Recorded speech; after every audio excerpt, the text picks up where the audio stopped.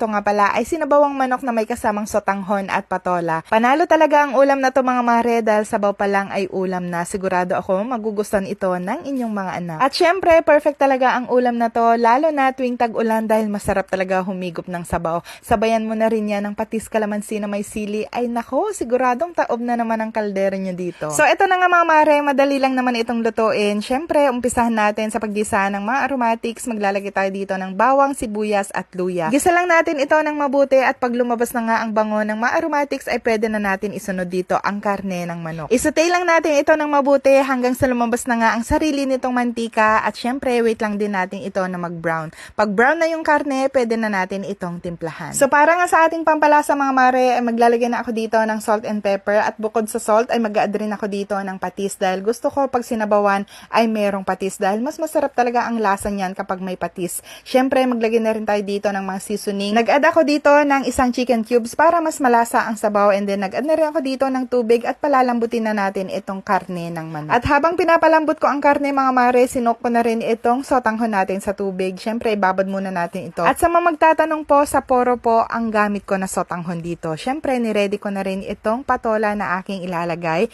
Binalatan ko lang ito tapos hiniwa ko yan ng pabilog and then hinati ko rin ito sa dalawa. And after ilang minutes nga na pagpapalambot dito sa karne ng manok mga mare ay okay na nga ito at nagsilutangan pala dito yung sarili nitong oil kaya naman kailangan natin itong tanggalin para naman mas masarap humigop ng sabaw. So after nyan ay ilalagay ko na rin dito itong ating sotanghon and then isusunod na rin natin dito ang patola. Huwag natin masyadong i-overcook mga mare para mas masarap itong kainin kasi kapag na-overcook na yung patola medyo labsak na ito kaya naman mas masarap pa rin kapag hindi masyadong lutong-luto. So anyway, ito na nga ang ating sinabawang manok na may kasamang sotanghon at patola. Try nyo din to mga mare kung naubusan na kayo ng ulam ideas, ito na ang subukan nyo. At kung natakam ka rin sa recipe natin for today, please don't forget to like and share. Anyway, kung nanonood ka pa rin hanggang ngayon, pa-comment naman kung hanggang saan nakarating ang ating sinabawang manok na may kasamang sotanghon at patola. Again, maraming salamat ulit sa panonood at kung may mga suggestion kayo